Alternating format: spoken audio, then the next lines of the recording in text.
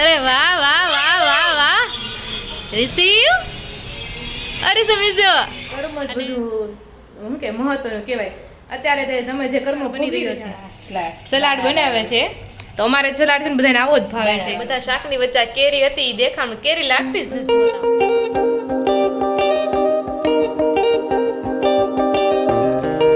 Hello friend, welcome back to the new vlog. આજના નવા વ્લોગમાં તમારા સૌનું સ્વાગત છે.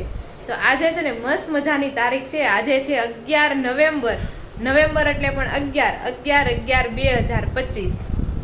તો આજે મસ્ત મજાની 2/11/11 વાળી તારીખ છે. એનું કંઈક લોજિક હોય, એસ્ટ્રોલોજર કહેતા હોય, પણ આપણને એમાં કંઈ ટપ્પો પડે નહીં. આપણે એવું કાંઈ માનવી નહીં. તમને આ તારીખ આજની કેવી ગમી એ તમે જરૂરથી કોમેન્ટ કરજો. તો અત્યારે વાગી ગયા છે 11:15 જેવો ટાઈમ થઈ ગયો છે. આ બાજુ ઋષિભાઈ એનું ખાવાનું ખાઈ રહ્યા છે. હાય ઋષિ, ગુડ મોર્નિંગ.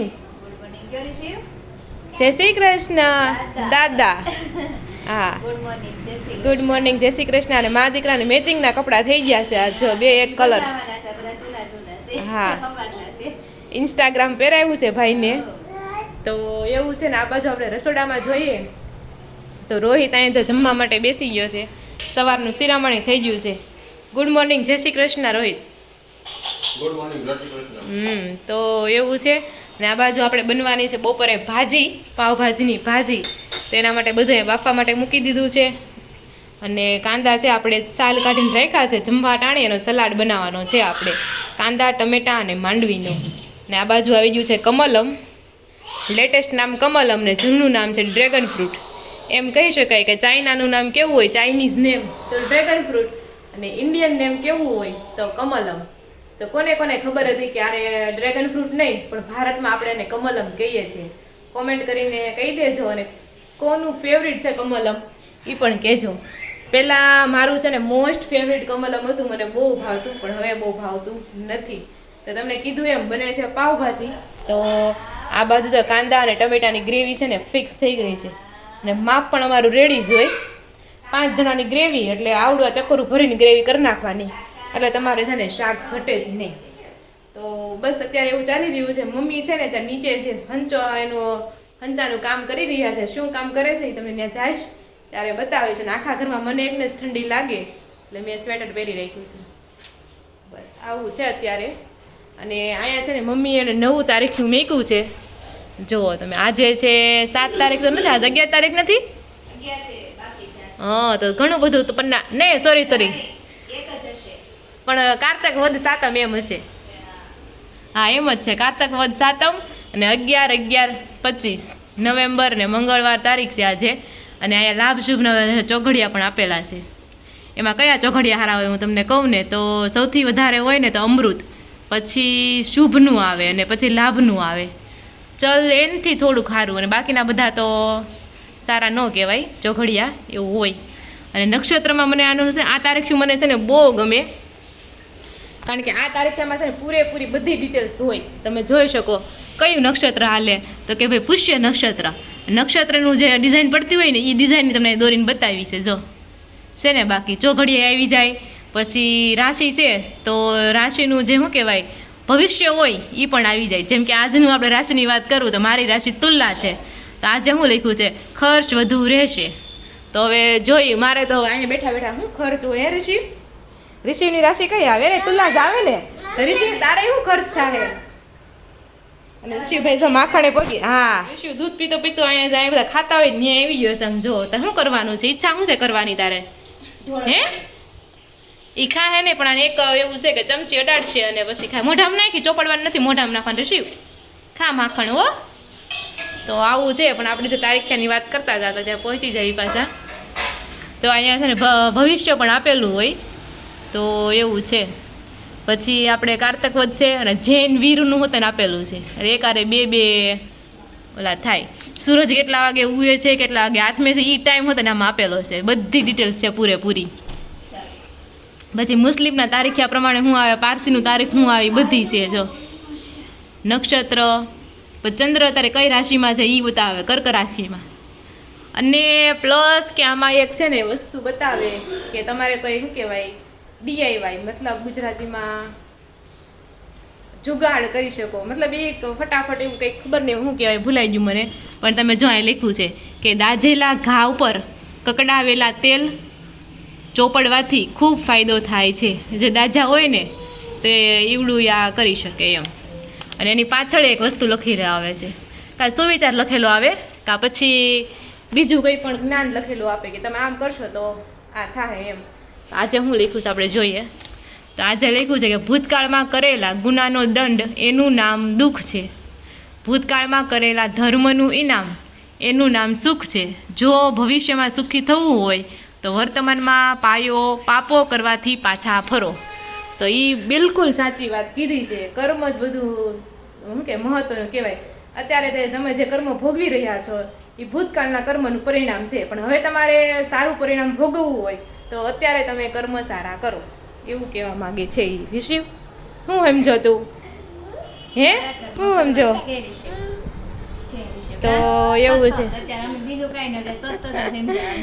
એમને ઋષિ કદાચ સાચું કહેતા હોય ને તો આપણે સમજી ન એકવી. હા, તો ચાલો 11 વાગી ગયા છે, 11:15 પછી આપણે મળીશું. આપણે ધાબા ઉપર આવ્યા ને તો હું જોઈશ અહીં દાદા છે ઋષિને હિસકો નાખે છે. ઋષિને એટલે હિસકો ગમે ને કે વાત પૂછો માં, બહુ ગમે ઋષિ. કા ઋષિ બહુ ગમે ને? હે ઓ અરે વાહ વાહ વાહ વાહ વાહ ઋષિ, અરે સમજો. અને તમે જોવો ને તો ઋષિ પાસે પહેલી વાર ચોટલી લીધી છે, એને ખબર નથી એને ચોટલી લીધી છે.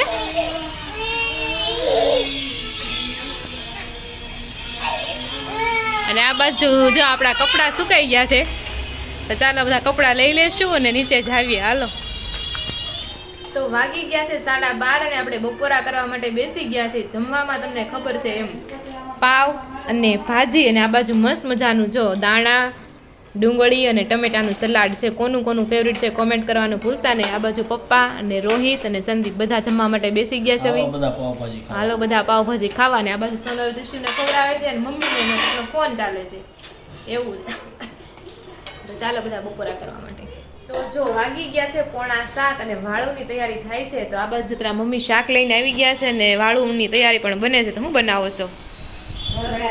વઘારેલી ખીચડી, સાદો ખોરાક, કારણ કે બપોરે ખાઈ લીધું હતું આપણે ભાજી. તમે રોનક રાશિન રોનક આવડી છે.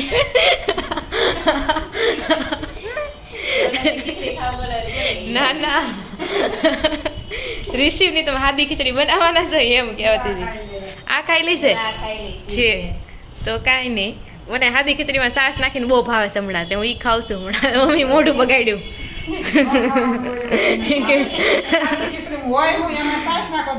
બહુ મજા આવે. હા એ તો અમે નાખી દઈ, પણ સાદી ખીચડીમાં ખાવ ને સાદી ખીચડીમાં છાશ નાખીને બહુ મજા આવે. એ તો જેમ ભાવે એમ બધાને. હા હા, કાલે સૂપમાં નાખ્યું હતું, આજે આમાં વેજીટેબલ્સ નાખીએ. તો જો મમ્મી શાકમાં લાવ્યા છે મકાઈ, એટલે કાલે બપોરે મકાઈનું શાક બનશે. બરોબર. અને ટમેટા અને ચોળી ફોલવી છે. ત્રીસા દાણા મૂકી દો હાલે, એક દીધ રહી છે એવું છે.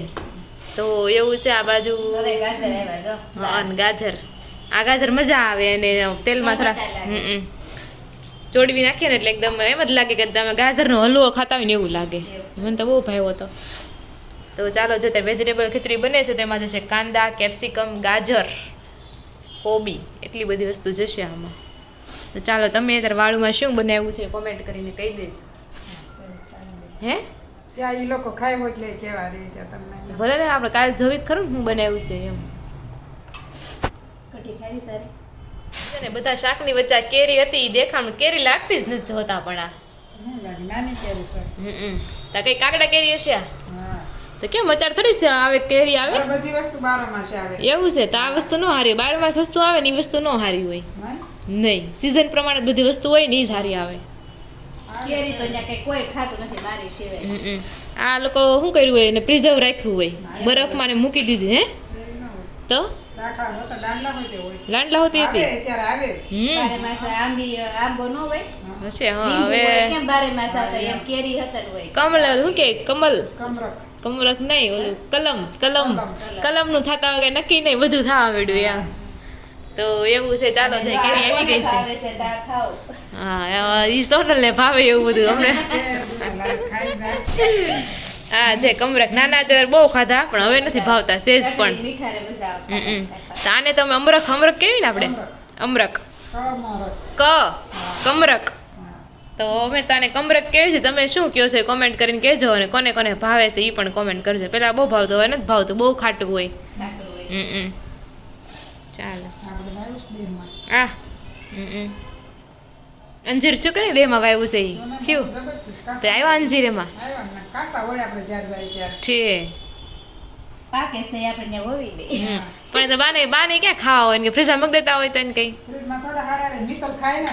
છે કેવું છે. ખાઈ બરોબર. ખાઈ લે. તો ચાલો, તો જો વાગી ગયા છે 7:45 ને વાળું કરવા માટે બેઠા છે. જમવામાં છે આપણે અહીંયા વેજીટેબલ ખીચડી રેડી થઈ ગઈ છે મસ્ત મજાની. અને આ બાજુ રોહિત આવી ગયો છે, પપ્પા છે ધાબા ઉપર ઋષિને રાખે છે, અને મમ્મી અને સોનલ.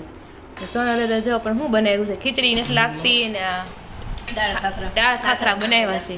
એનું તમને કહું એને કેમ પાણી કર્યું. જેવું વધારે હતું એટલે પાણી મેં ઉપરથી લઈ લીધું તો એમાં ખાખરા કરી નાખ્યા. ખાટી છે? ખીચડી ઉપર જે કુકર ખોય ત્યારે પાણી હતું ને ઈ પાણી લઈ લીધું છે, એટલે મસ્ત દાળ ખાખરા થઈ ગયા.